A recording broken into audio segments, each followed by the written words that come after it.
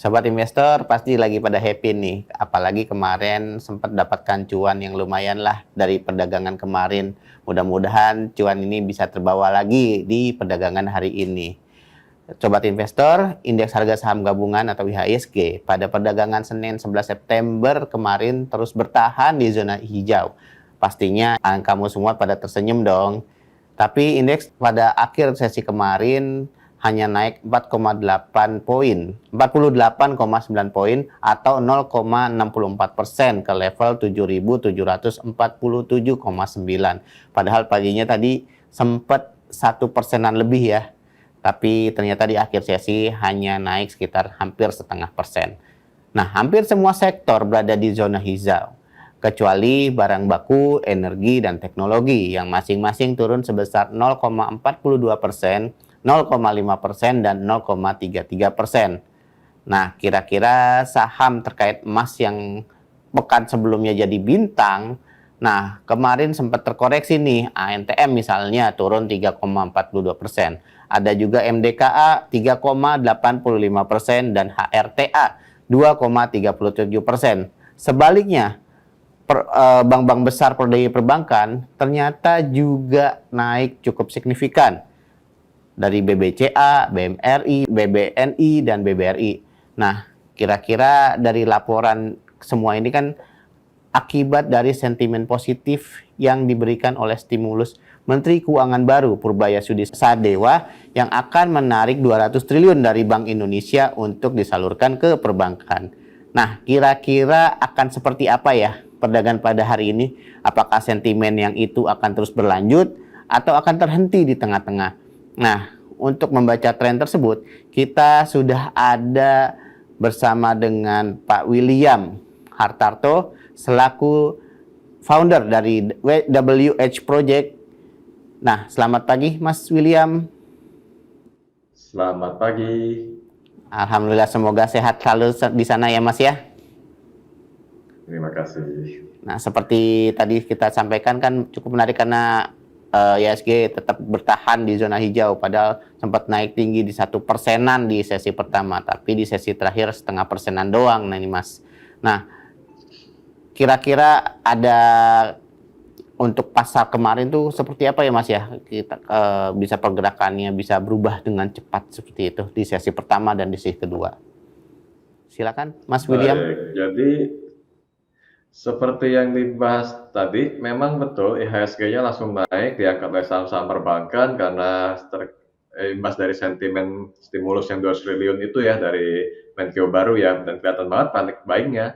Jadi kalau kemarin itu panik selling, sekarang panik buying nih. Jadi orang-orang langsung merespon positif sentimen tersebut dengan pada long ya, membeli saham-saham perbankan, sehingga saham-saham tersebut dengan memiliki bobot yang besar terhadap IHSG berhasil membuat IHSG naik. Tapi namanya juga panic buying ya, itu cuma sesuatu yang terjadi sebentar dan biasanya tidak kokoh. Itu juga kenapa akhirnya IHSG pada perdagangan kemarin ditutup cuma menguat sih, tapi menguatnya kempes gitu ya, jadi 0,64%, yang mana sebenarnya kalau secara teknikal mungkin masih bisa dikatakan aman karena bertahan di atas supportnya, di support yang paling dekat berawal mula satu tren tuh MA5, yang mana IHSG itu memiliki MA5 memang pada 7.745, beda 2 poin doang dengan closing IHSG pada perdagangan kemarin.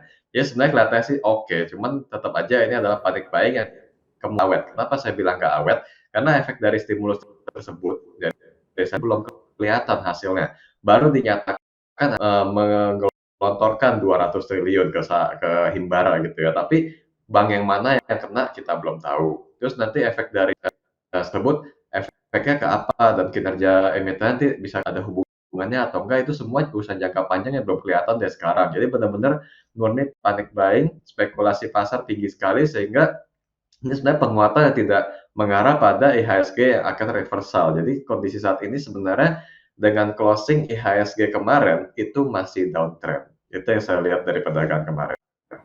Berarti perdagangan pada Selasa hari ini kemungkinan besar masih akan downtrend kembali ya. Walaupun kemarin itu sempat hijau. Itu karena tadi disampaikan oleh Mas William bahwa sentimen tersebut sentimen yang diberikan Rp 200 triliun itu masih hanya bersifat sementara. Nah, makanya sobat investor masih kudu hati-hati ya Mas William ya. Oh jelas.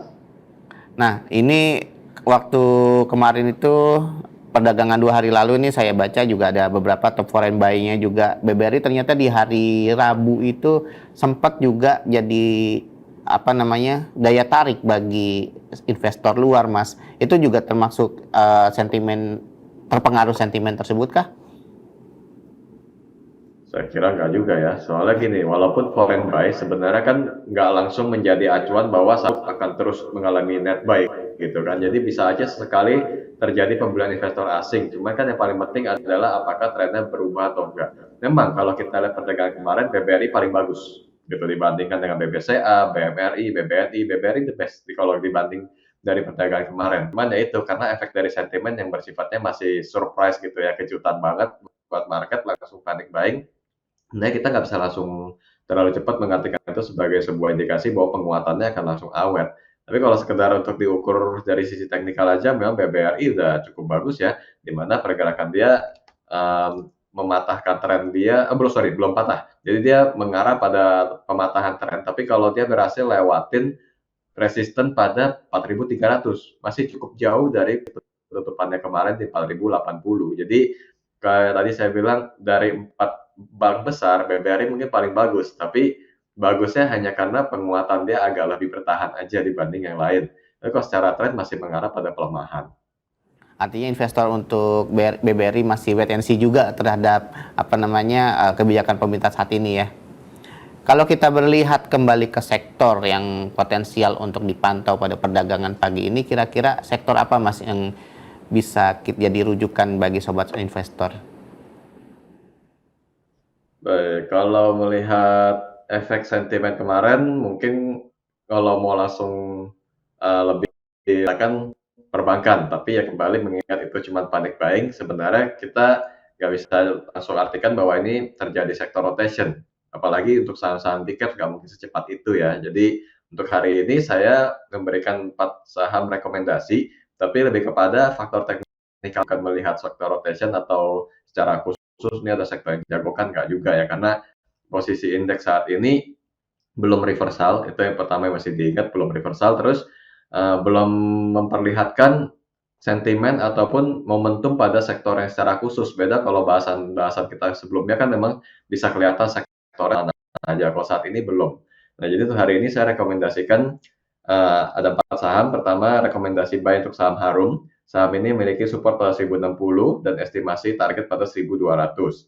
Lalu saham Japfa, rekomendasi buy juga, support pada 1850 dengan estimasi target pada 2000 sampai dengan 2100.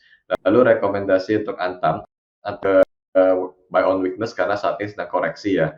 Perhatikan supportnya pada 3240.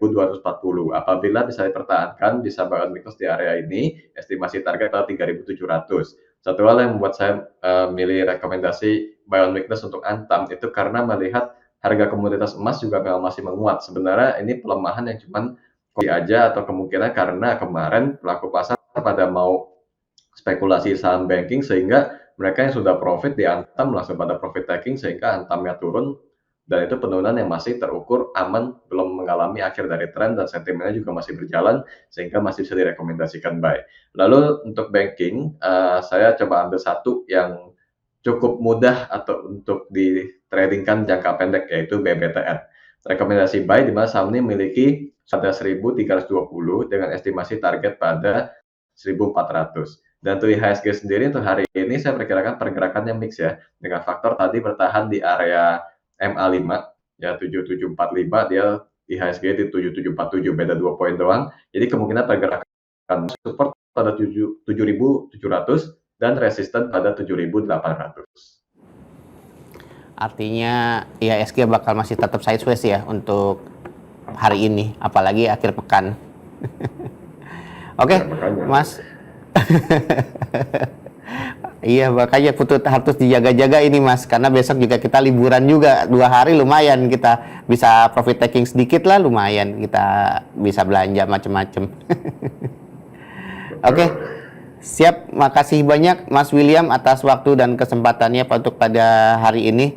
Baik Sobat Investor, demikian obrolan saya dengan Mas William untuk mengetahui kira-kira pergerakan IHSG dan saham mungkin yang sudah Sobat Investor incar dari pagi ini. Semoga bisa menjadi rujukan agar tetaplah selalu waspada untuk setiap pergerakan yang mungkin akan terjadi dan terus memantau sentimen-sentimen yang terus bergerak pada hari ini nantinya. Namun patut diingat bahwa segala keputusan dan pembelian dan penjualan saham adalah keputusan pribadi dari Sobat Investor. Selamat pagi dan salam cuan.